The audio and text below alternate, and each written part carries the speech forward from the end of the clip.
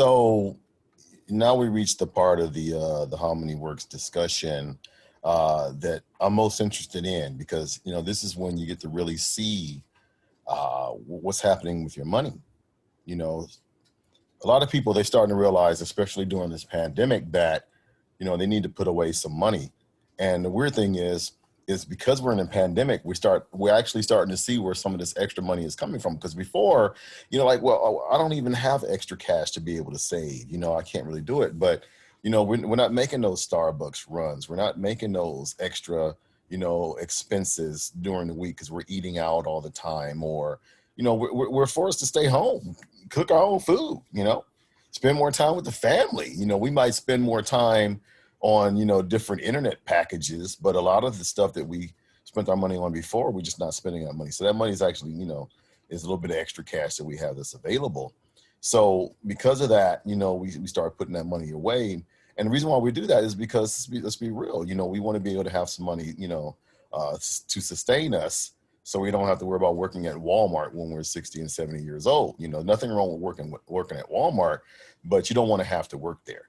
So a lot of us are starting to understand that Social Security just might not be there. So, I found an article, what every 30-year-old should know about Social Security. And the biggest thing about Social Security is in a few years, that money's not going to be there. So the Social Security program's financial health, the Social Security program is projected to have sufficient income to pay out the benefits to 2034. But after that, you're looking at only 77% on a dollar, right? So you've been, if you're a young person, you've been putting your money into Social Security for, for X number of time. By the time you get ready to use it, you're not going to be able to get all your full benefit. You're going to get 77% of that.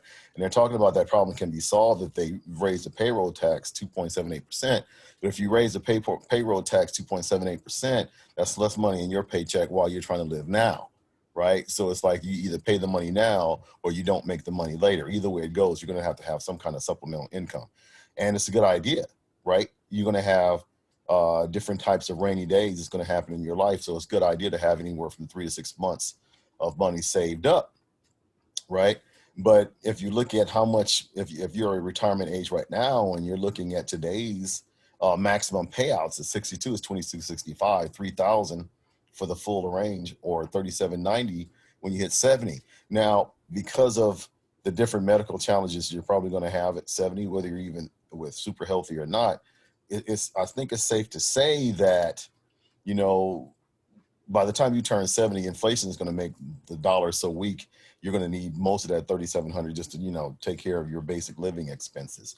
So, but actually having the lifestyle that you want might be a little bit of a dubious notion. So we definitely have to start looking at other retirement options early rather than late. And a lot of people, they look at, okay, well, Tony, I do want to do that 3 to 6 months, but I want to put that money in a savings account, which is great because you put the money in a savings account and it's liquid. If you need the money, something happens, you can get it out pretty fast. So, but you want to be able to put it in the right savings account. So there's a few banks out there that you can put the money in a savings account that'll be available to you whenever you need the money.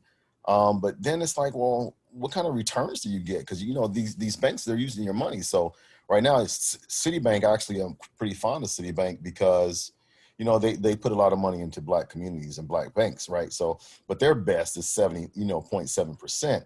And then you have Customers Bank at 0.8%, right? So what does that mean? You put $25,000 in there, you're going to get $200 back every year, right? 25,000 in, $200 every year, not too bad, right? But if inflation is at 3.2%, are you really making that $200, right? You're actually losing money. The strength of your money is getting weaker, but because it's available to you, should there be an emergency, it's a good idea to put your money into a savings account short term, 3 to 6 months, maybe a year, right?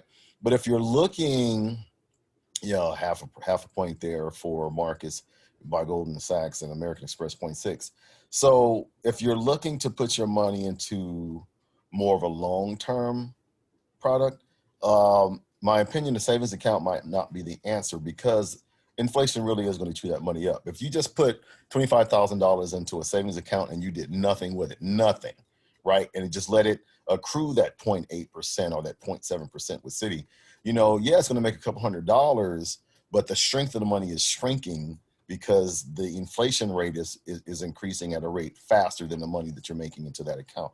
So you want to be able to put that money into an account that's going to be able to outpace inflation. And one of the things that we look at with census is index universal life insurance policies, right? So with that particular policy, you got a couple. You got a term policy that the term expires after 10, 20, 30 years, right?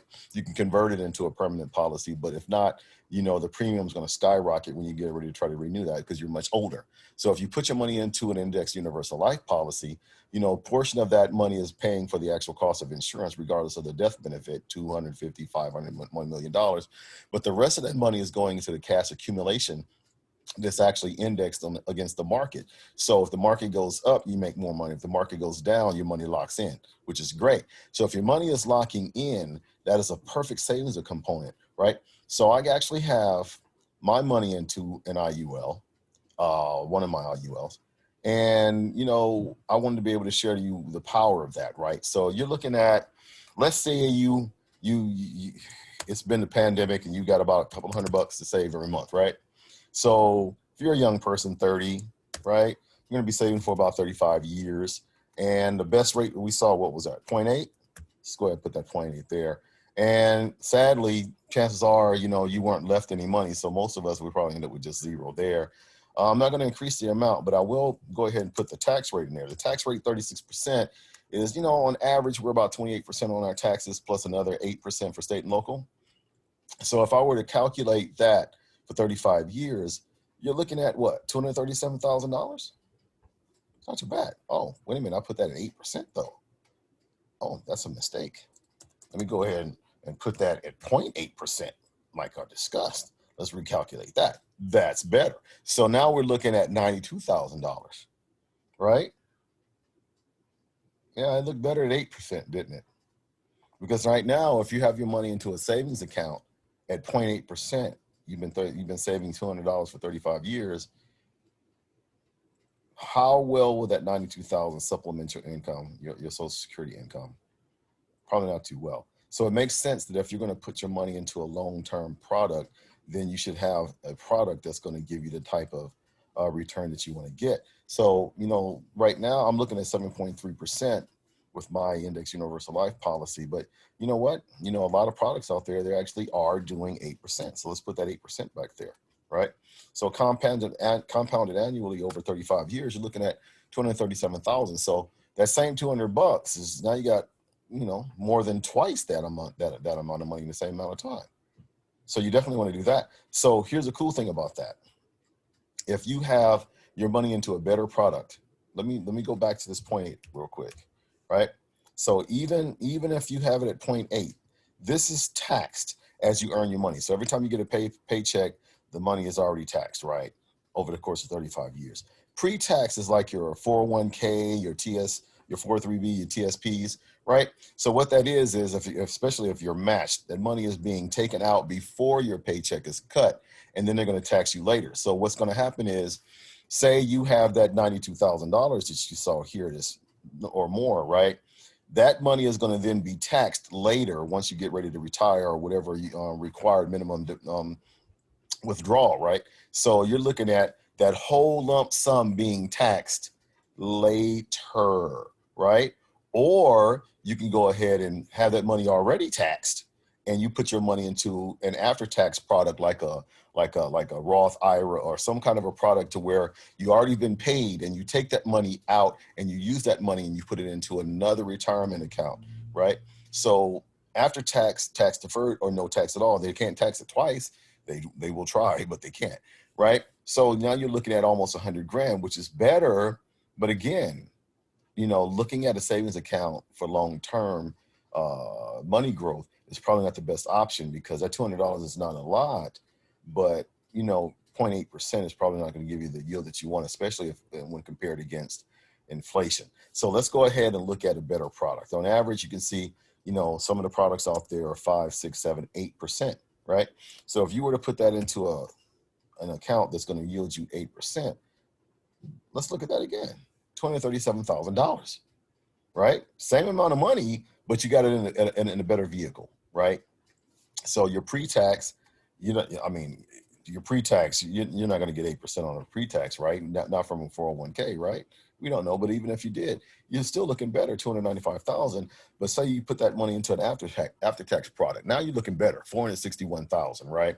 Now, will $461,000 do a good job of supplementing your income with Social Security, especially if you're only getting 77% on the dollar, right? Or 77 cents on the dollar? That's going to help you out a lot. But now it's like, well, what kind of lifestyle are you going to have with a diminished dollar 35 years from now, or 25 years from now, or 15 years from now? So right now you're young, you're strong. Even if you're in your 30s, 40s, or 50s, you're still pretty marketable and you're making a considerable amount of cash. So would it be possible for you to be able to increase the amount of money that you're putting away for your retirement? Because remember, you're going to still need to eat, after you retire. You're going to still have to have a place to stay after you retire. So if you can eke it out, it's like, okay, maybe $300, maybe $250, maybe $500. So take a look at $500, right? So I'll take a look at this $500, right? Now I'm gonna go back to this 0.8 real quick, because a lot of people, they're putting a lot of money in their savings accounts right now, right? So that $500 at 0.8, if you calculate that, it's not bad. You got about $230,000 pre-tax. You're looking at 155, and then after tax, you're looking at 242. But again, you're not going to be able to survive off of that. So you definitely want to put your money into a long-term product that's going to give you the yield that you want, right? So let's go ahead. I'm gonna look at mine right now. I'm looking at 7.3 on average, right? So 7.3 on average. I'm putting away $500 a month, right? You calculate that. That's 536 pre-tax, 623, and then after tax. How about that? $973,000. Now, will $973,000, give you the best lifestyle ever? No, but $973,000 annuitized is going to continue to earn interest while you're making your withdrawals, along with your supplemental income coming from Social Security and any other cash resource you have. You're going to end up having a few $1,000s, even if it's only 77% on the dollar for Social Security. This right here is going to give you a nice little size check every month, or every year, or however you wish to have it allocated. But the bottom line is, it's a significant amount of money because you're putting your money into a better financial product for long-term gains. That's a big deal. So, if you're somebody who's a big baller shot caller and you decide, you know what, Tony, I like what you're saying here, I'm gonna go ahead and put $1,000 back, right? And I really want to look at, some of your stuff. If they're averaging 7.3, that's great.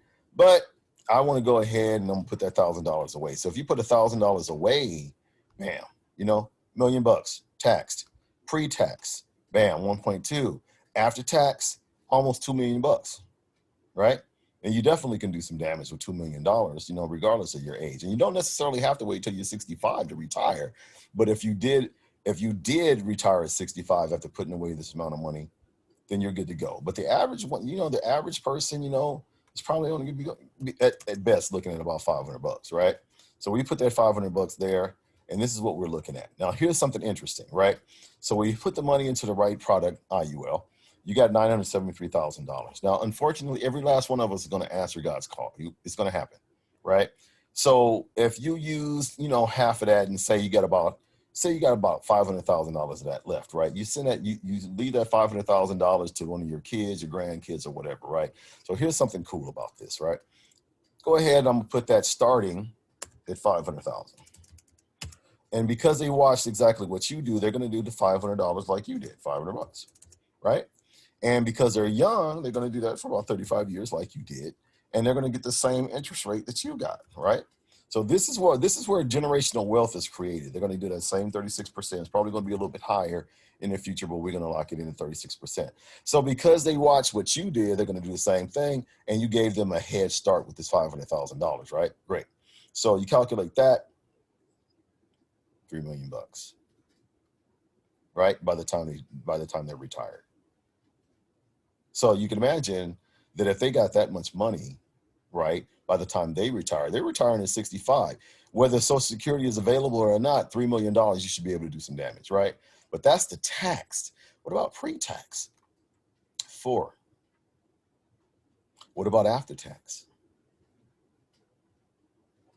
That's because you gave them a head start, right? This right here is the generational wealth that we need in our community to be able to, make some real changes in our lifestyles. right? Everything that happens bad in this country happens worse to the poorest among us, the people among us who have the least amount of resources. How many resources can you put together if you got $7.3 million, right? Every one of us is going to answer God's call. So it's like, if you can actually do something where you can actually start some people out, you got to be the beginning. You got to be the start. You can start out with just that. You can start out after tax with just that. And if you don't lose it, leave it to your family. Even if it's $100,000, look at that. 100,000 bucks. You leave your family $100,000. You tell them that they, in your will or whatever you have, that you want them to go ahead and put that money away so it can accumulate for their retirement. Even at $100,000 head start, you got $1 million tax, pre-tax 1.4, still $2 million. Head starts make a difference. And we need to do more to be able to help our young people, our children, be able to get that head start. And you can do that with the right policy. Policies are not about just dying. You have living benefits that help sustain you and take care of your responsibilities while you're still alive. But when you do answer God's call, you can teach your family how to make sure that their families are protected as well. And this is how it can continue to grow. Imagine 3 generations from now, if every time somebody that we love passes away, they left this kind of money to the next generation. How would your family look overall, right? So there's really, really fantastic ways for you to get out there and make some real changes. And hey, I'm getting started in this game late, right? Shoot, I retired in 16 years. So even if you get started late, like I did, right? You're putting away $500 for 16 years before you turn 65 with the same product, right? 7.3%, right? Sorry, 7.3, right? No head start, right? Calculate that.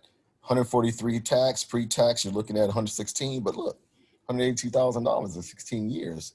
You can annuitize that. You don't even have to take the distribution at 65. You can take it at 75. So what if I were to go ahead and add another 5 years to that? I'm sorry, at 70, 5 years to that, make it 21. Calculate that. Now I'm looking at a cool $300,000. You annuitize that. That money can be a supplemental income for you until you pass, until you answer God's call. So there's different ways for you to be able to put, to make the money that you need to be able to sustain your retirement. You just have to know how to put the money in the right financial product. And that's the conversation I want to have with you. So if you have any questions, please give me a call. We can discuss this. And this is just part of the series, so we got plenty to discuss. So with that, I thank you so much for your time, and take care of yourself and your family. Bye-bye.